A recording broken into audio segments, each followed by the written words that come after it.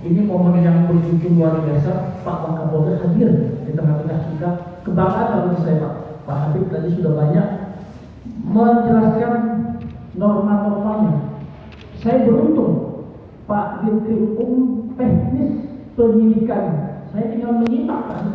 Apa yang ada ini saya lebih pada interestnya kepada para masyarakat kecil, tokoh masyarakat, tokoh agama,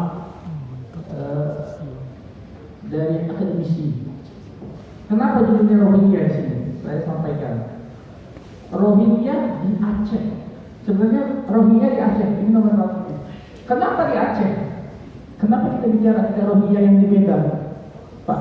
Kenapa yang tidak di Makassar misalnya? Sekarang 2020 kita kumpul membahas masalah ini. Apakah 2020 saja Rohingya ada? Tidak. Kalau kita flashback ke belakang, bagaimana yang 2018? Bagaimana yang 2011, 2012, yang lalu-lalu, banyak persoalan yang kita sudah lalui. Mungkin saja kita ditakdirkan hari ini hadir untuk membahas secara bersama dan harus serius. Mohon izin Pak Kapolda, Pak narasumber yang lainnya, saya harap bahwa pagi ini kita diberikan kekuatan untuk dibukakan pintu mata hati kita dari lubuk hati yang terdalam. Saya berharap kita semua berada dalam posisi sebagai insan yang ikhlas. Makanya saya buat sini Rohingya masyarakat Aceh. Ini gambaran pertama. Slide kedua, saya ingin mengajak kepada Bapak Ibu. Slide kedua berarti slide kedua selanjutnya. Nah, ini Bapak Ibu. Itu tulis sini. Apa yang bisa kita lihat dari sini? Seorang wanita dengan berlinang air mata. Apakah artinya kita bicara Rohingya itu bicara air mata seperti ini? Mana sih slide-nya? Ini bisa identik, bisa iya, bisa tidak. Kalau kita lihat perkembangan apa yang terjadi, apakah itu persekusi segala macam yang terjadi di Myanmar, boleh jadi air mata dry ini memang fakta. Bagi masyarakat Aceh ada satu sisi yang begitu sensitif terhadap isu Rohingya. Fakta ini. Namun di balik gambar ini, para kecil, masyarakat penerima laut, saya harapkan jangan melihat dari satu sudut hidangan air mata. Kita tidak pernah tahu apa di balik ini semua. Tadi kita sudah mendengarkan banyak, Pak Asisten juga sudah mengungkapkan isi hatinya, betapa SDM-nya kurang, betul kan Pak? Betapa anggarannya terbatas, betul kan Pak? Bagaimana Pak Habib tadi menggambarkan lingkup tugas kita, posisi kita di mana? Bagaimana sulitnya Pak Dirkrim tadi menjelaskan proses lidiknya yang begitu rumit dan melelahkan. Kita tahu persis itu. Nah, sebagai bagian dari masyarakat Aceh, kita tidak boleh melihat di gambar ini hanya satu sisi limpahan air matanya saja. Tidak bisa, tidak fair. Ini bentuk untuk mengajak pada kita semua, para kecil. Pak Asisten, saya mohon Pak ya, jangan sampai nanti 5 tahun kemudian dari sekarang para pengungsi yang ada di BLK tiba-tiba punya KTP, tiba-tiba punya akte lahir, tiba-tiba punya akte nikah. Jangan sampai. Mohon izin Pak Kecil, para masyarakat tolong hati-hati. Tadi Pak Dirkrim sudah bilang untuk melacak bisa punya nomor handphone. Dari mana ini caranya? Punya rekening. Ini sesuatu hal yang menjadi perhatian kita bersama. Ini tidak boleh kita biarkan. Oke lah, tipologi masyarakat Aceh dengan heroinnya waktu itu disampaikan ketika gelombang pertama datang 99 datang. Saya masih ingat, saya punya video Pak Wakapolda berizin, ada masyarakat yang begitu antangnya. Saya masyarakat aja siap membantu, saya bisa memberi makan, saya bisa menampung. Sekarang kemana sekarang? Kemana orang itu? Yang ada adalah prosesnya apa? Karena melihat di satu sisi nggak bisa, kita nggak fair. Melihat satu masalah dari satu sudut yang berbeda, pasti berbeda. Jadi makanya kita harus alih juga melihat apa di balik itu. Slide ketiga, saya masuk slide ketiga. Nah, Bapak Ibu sekalian, ini tidak lepas dari hulu dan hilir. Bapak Ibu yang saya hormati, posisi kita katakanlah ada di hilir. Hilirnya itu bisa Losur Male, bisa di Lokmah di Banda Aceh, bisa di Aceh Tamiang. Ini kemungkinan potensi-potensi ada. Demografi letak strategis bangsa kita di pada kepulauan sepanjang garis pantai, maka adalah potensi kita di hilir. Hulunya di mana? Tadi sudah disampaikan. Hulunya bisa langsung dari Myanmar, camp pengungsian yang ada di beberapa negara. Mestinya kalau saya dari prinsip ini, antara hulu dan hilir, di situ mestinya ada filter yang tegas dan jelas. Tetapi kita nggak kuasa ya. Kalau saya mau bicara teori kedaulatan, gugur saya. Ya Pak Abi, saya nggak mungkin bicara teori kedaulatan masalah keimigrasian. Saya tidak mungkin menyampaikan perspektif keimigrasian bahwa imigrasi menjadi filter hanya orang-orang asing yang bermanfaat saja yang boleh datang dan tiba di Indonesia. Selebihnya tidak boleh. Nggak bisa gugur tak dengan teori internasional.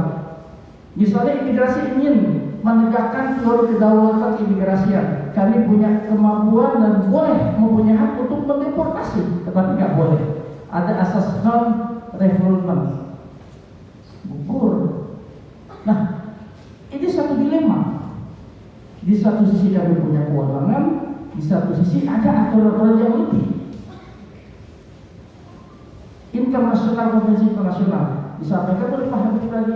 Perpres itu bukan pengganti konvensi 51.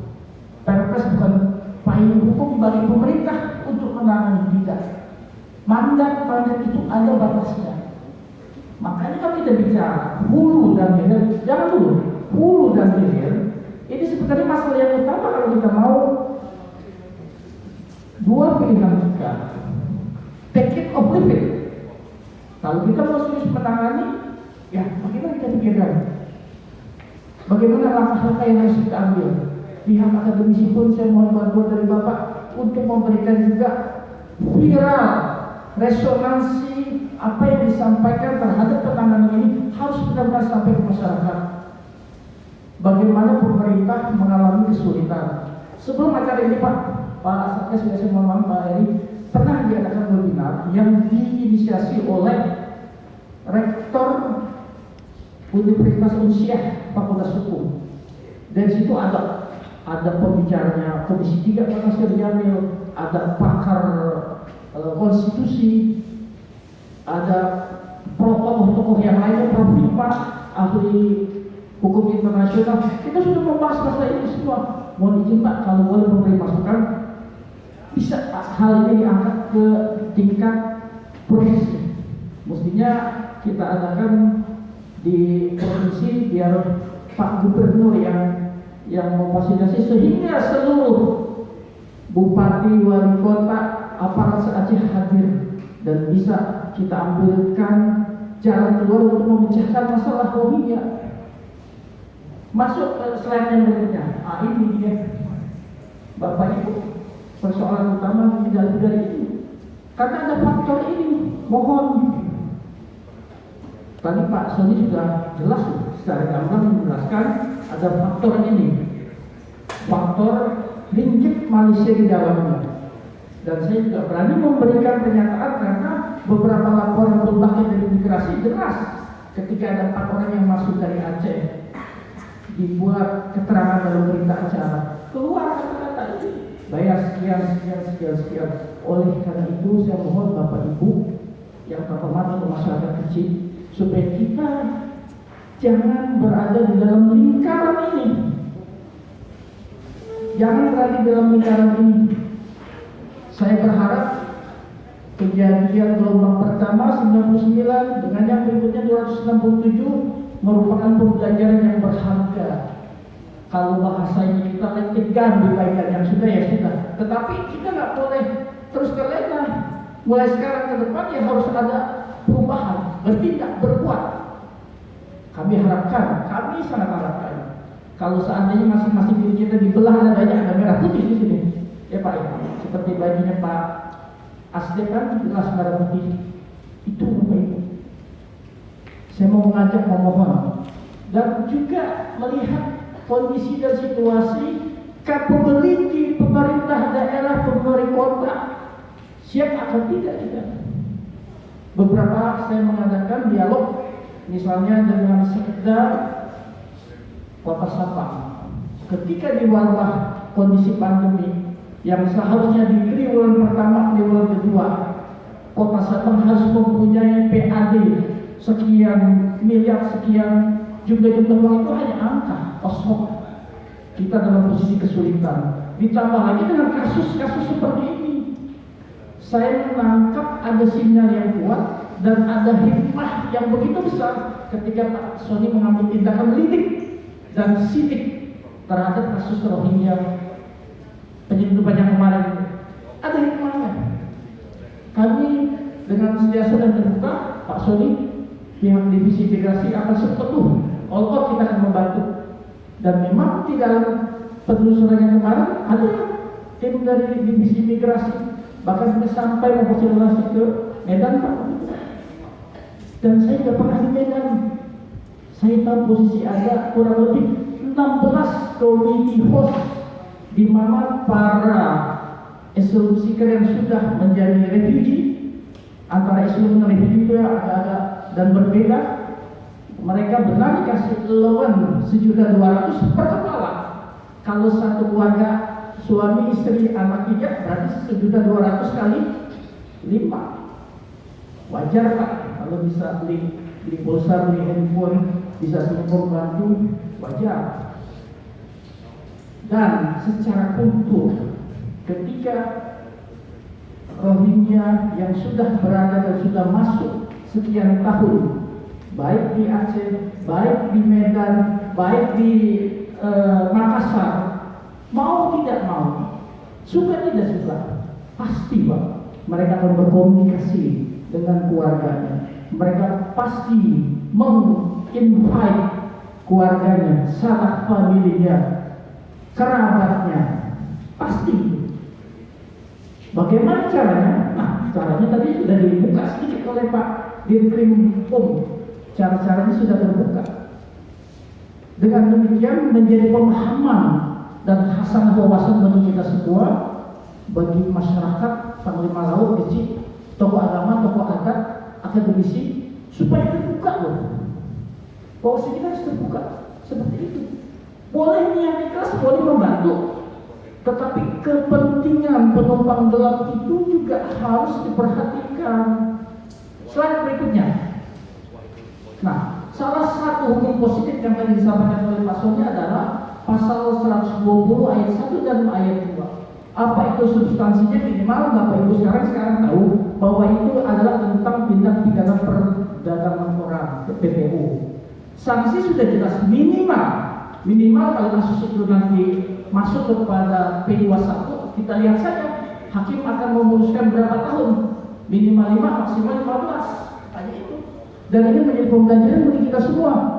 Kalau kita berada di dalam lingkaran ini, ya kita siap-siap aja untuk menerima ini. Atau denda minimal 500 juta, maksimal 1,5 miliar. Bapak Ibu sekalian, barangkali forum ini menjadi hal yang pembelajar bagi masyarakat betapa yang kita tangani sekarang ini sesuatu hal yang serius sekali, serius bagi masyarakat kita, bagi misalnya implikasi sosial ke depan, apa yang akan terjadi. Kita tidak pernah tahu. Pak Habib tadi menyatakan 13.000 sekian jumlahnya Pak. Pertanyaan saya, bisakah mereka diatasi? Menurut saya tidak. Ini yang disebut never ending story, nggak pernah selesai. Coba bayangkan, 13.000 mereka mau Indonesia karena kemana? Dunia sedang krisis, pandemi lagi wabah berat. Negara-negara penerima sudah menutup sedikit, membatasi. Lalu apa yang akan terjadi? Ada pernah pemahaman Pak, kalau adalah mau izin, ada pemahaman yang mencoba dienduskan untuk integrasi lokal. Oh, nanti dulu. Ada Pak pemahaman seperti itu. Diintegrasikan saja integrasi lokal dengan masyarakat. Tidak semudah itu. Prinsip-prinsip kewarganegaraan yang diatur oleh pemerintah Indonesia sudah jelas. Saat ini bangsa kita berapa jumlahnya? 267 juta. Mau ditambah lagi dengan mereka yang sudah ada di sini. Bagaimana pengatur administrasi kependudukannya? Oleh karena itu, berbagai pihak semua punya peran. Peran kita ada dua, baik masyarakat, aparatur sipil negara, aparat. Peran kita ada dua nih. Kita mau amanah atau pengkhianat. Hanya dua. Pilihan ada di kita masing-masing. Bapak Ibu sekalian, mohon izin saya menambahkan, ketika saya menjadi kepala rumah detensi imigrasi di Medan 2014-2015 pernah mendengar kasus pembantaian sesama warga Myanmar di Medan. Pernah 8 orang menjadi korban di pantai 2015-2016. Itu salah satu contoh bagaimana implikasi-implikasi yang bisa terjadi.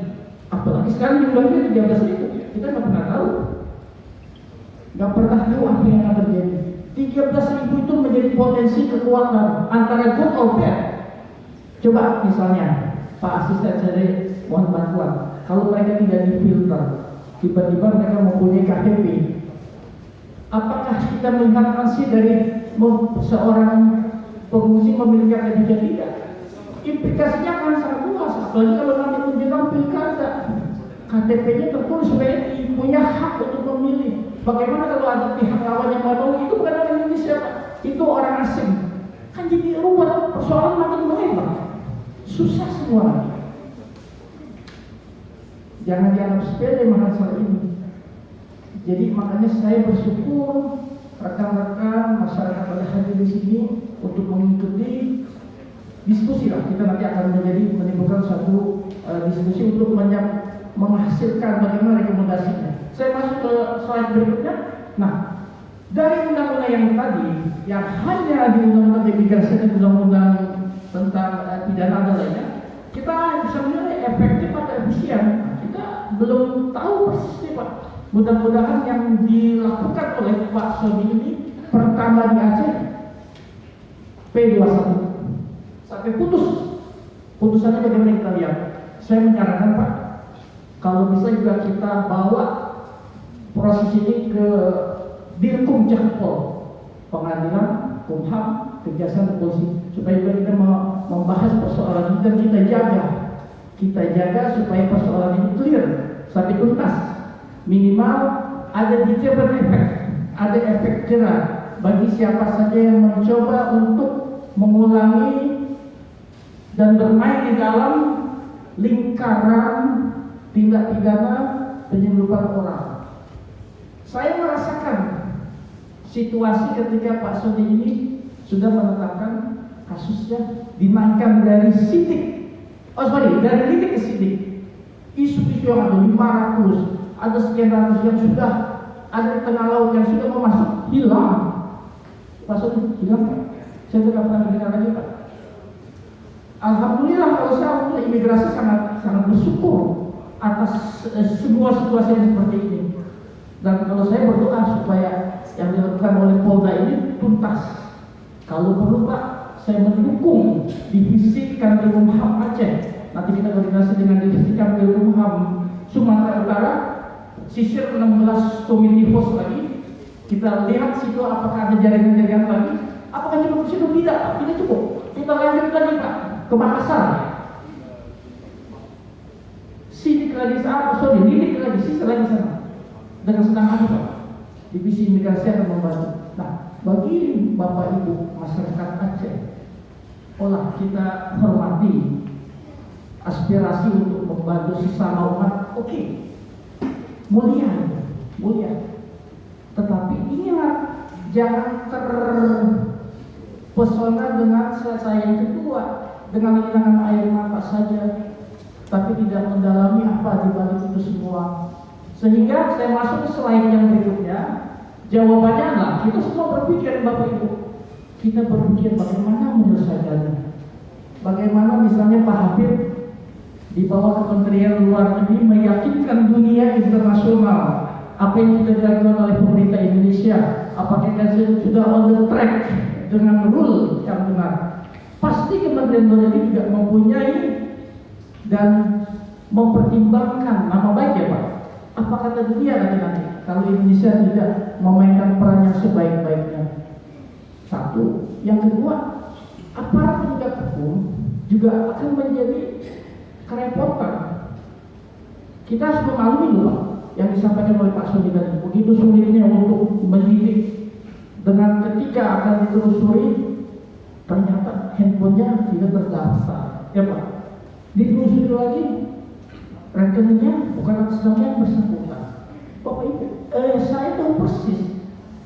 Kalau penyidik itu mulai dari lidik sampai sidik itu prosesnya panjang dan sangat melelahkan, Ya Pak Soni, saya tahu Pak. Waktu kemarin anggota Pak Soni sampai Medan 4 hari 4 malam ada di sana. Nah, kita yang di sini, yang tadi awalnya begitu heroik, patriotik, membuka diri, menyambut dengan baik, indah di ujungnya saja, di belakangnya gimana jadi masalah. Di permukaannya saja seolah-olah indah, di balik itu kita semua susah. Sehingga bagaimana jawabannya? Nanti sama-sama di dalam diskusi kita formulasikan yang terbaik. Insya Allah kita bisa mencapai kepada satu titik pemahaman dan komitmen. Komitmen itu perlu. Segala-galanya komitmen. Kalau kita berkomitmen, aparat berkomitmen, ASN berkomitmen, masyarakat berkomitmen, tokoh berkomitmen, insya Allah persoalan akan lebih mudah. Saya rasa kalau kita lihat slide berikutnya, terima kasih. Saya akhiri bila wassalamualaikum warahmatullahi wabarakatuh.